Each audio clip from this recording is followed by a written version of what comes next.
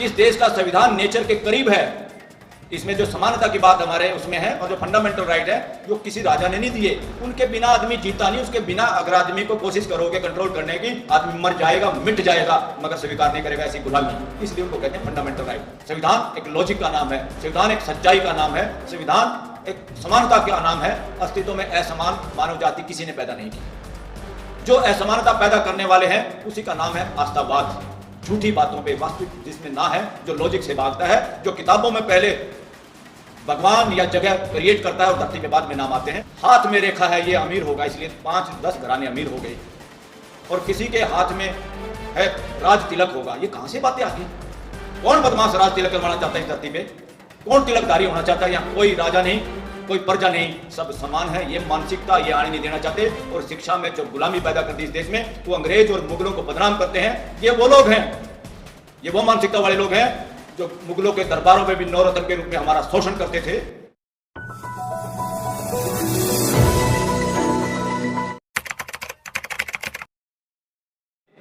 आस्थावाद जो वास्तविकता पे आधारित नहीं है, जिसमें मनगढ़ंत बातें हैं, जिसमें चंद लोग विशेष हैं, बाकी नीचे हैं। ये जब तक क्लियर कट समझ में नहीं आएगा, अस्तित्व में, पूरे अस्तित्व में कोई ऐसा सांड नहीं है जो इस अस्तित्व को चलाता है। मैं थोड़ा सा बलंत बोल रहा हूं।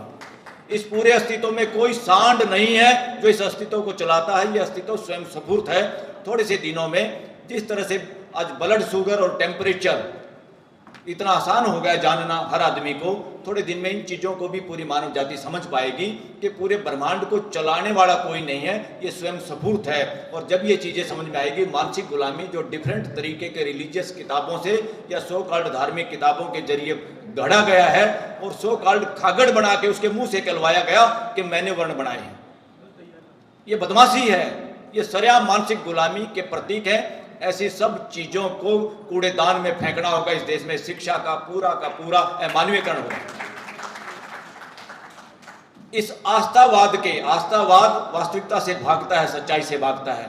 एक नंबर का चोर है ये आस्थावाद, जो रीजन से भागता है, लॉजिक से भागता है और हर उस चीज को इस आधार पे करना चाहता है, किसी को प्रमुख बनाना चाहता है, किसी को ऊंचे रखना चाहता है और किसी को स्वयंभू अवतार बनाना चाहता है। ये सारी की सारी साजिश है।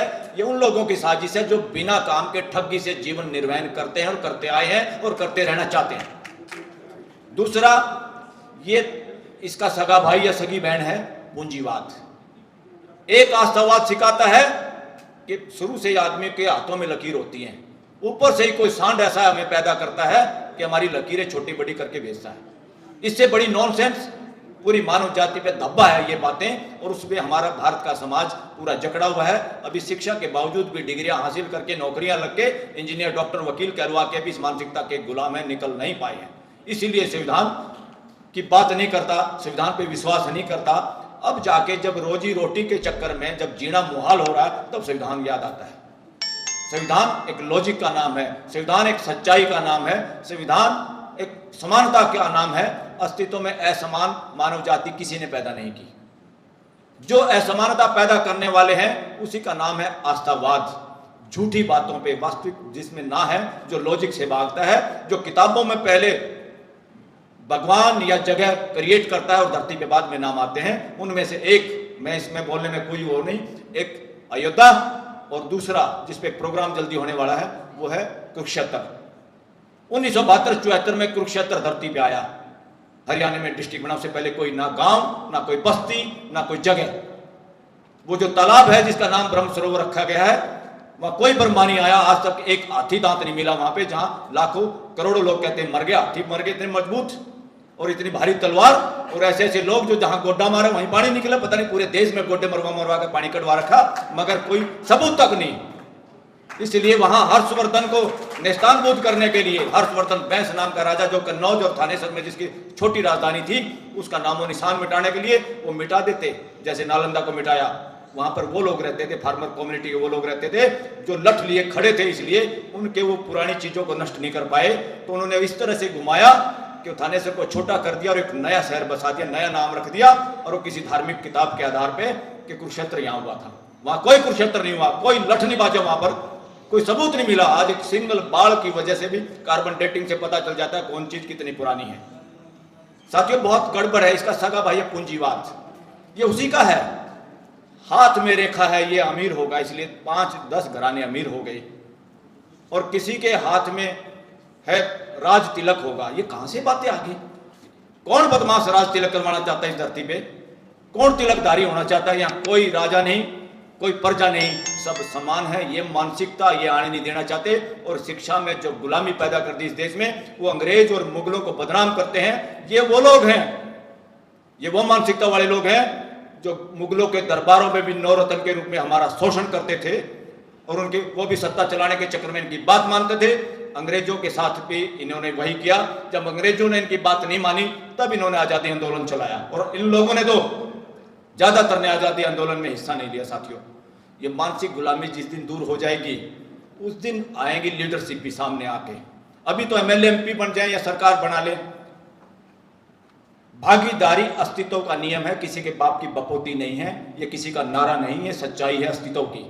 इसीलिए जब भी भागीदारी नहीं होती, घर में लठ बाजता है, मोहल्ले में लठ बाजता है, गांव में लठ बजता है, पूरे देश में संघर्ष होता है। क्योंकि अस्तित्व में जो नियम है, नियम न्यूटन ने नहीं बनाया, ना न्यूटन के बाप ने बनाया। सेब पहले भी नीचे गिरती थी, आज भी गिरती है, कल भी गिरेगी हमारे मरने के बाद। वो सेब ऊपर नहीं भागेगी कभी। इसलिए नियम न्यूटन का नहीं है, नियम नेचर का है, और संविधान भी नेचर में है। जिस देश का संविधान नेचर के करीब है, इसमें जो समानता की बात हमारे उसमें है, और जो फंडामेंटल राइट है, जो किसी राजा ने नहीं दिए। उनके बिना आदमी जीता नहीं, उसके बिना अगर आदमी को कोशिश करोगे कंट्रोल करने की, आदमी मर जाएगा, मिट जाएगा, मगर स्वीकार नहीं करेगा ऐसी गुलामी। इसलिए उनको कहते हैं फंडामेंटल राइट। संविधान निर्माताओं ने जिन्होंने बनाया, जिसमें प्रमुख रोल हमारे डॉक्टर अम्बेडकर जी का है, जो उस वक्त सबसे ज्यादा पढ़े लिखे आदमी थे, और जिन्होंने वो जीवन देखा प्रैक्टिकल कि मानव का शोषण और उसकी डिग्निटी पे कैसे हमला हो रहा है। वो आज भी बहुत कुछ है। साथियों, मैंने खुद देखा है। मैं गांव का सरपंच रहा हूं, मैं यंगेस्ट सरपंच रहा हरियाणा में किसी गांव का, पानीपत के पास। मैंने सर्वसम्मति से बिना इलेक्शन कर मेरी पंचायत मैंने खुद छांटी थी गांव के कहने पे। उसमें नाई समाज का भी पंच था, जाटव समाज का भी पंच था, वाल्मीकि समाज का भी पंच था। और मैं सवेरे, मैंने जिंदगी में जब तक मैं सरपंच रहा, अपने घर चाय और दूध नहीं पिया। मैं गांव में किसी के यहाँ पीता था। मेरा खुद पंच, जाटव पंच, नाई पंच, ब्राह्मण पंच, जब मैं वाल्मीकि बस्ती में जाता था, वो मेरे से हाथ छुटा के भागते थे, क्योंकि मैं तो चाय पीता था, सबको पता था जहां जाएगा वहीं चाय पिएगा। ये जो बुराई हमारे अंदर भी है, ये इन्हीं वजहों से, क्योंकि हम अभी मानव को नहीं समझ पाए। ये इन ग्रंथों ने, इन कहानियों ने हमारी जनरेशन में इतना खराब कर दिया, ब्लड को, मानसिकता को इतना गुलाम बना दिया। हम आपस में भी डिवाइड हो रहे हैं, और वो मानसिकता जिस दिन दूर होगी, उस दिन फिर हमें ये नहीं कहना पड़ेगा किसी से भागीदारी मांगे। भागीदारी तो मिलेगी। और जो लोग धीरे धीरे जो हो रहा है, संविधान को समझ रहे हैं, समानता को समझ रहे हैं, और ढोंग से निकल के आ रहे हैं। साइंटिफिक टेम्पर बनाना संविधान ड्यूटी देता है शिक्षा की, मगर शिक्षा में सरस्वती की पूजा हो रही है। असंवैधानिक काम कॉलेज और यूनिवर्सिटियों में हो रहा है।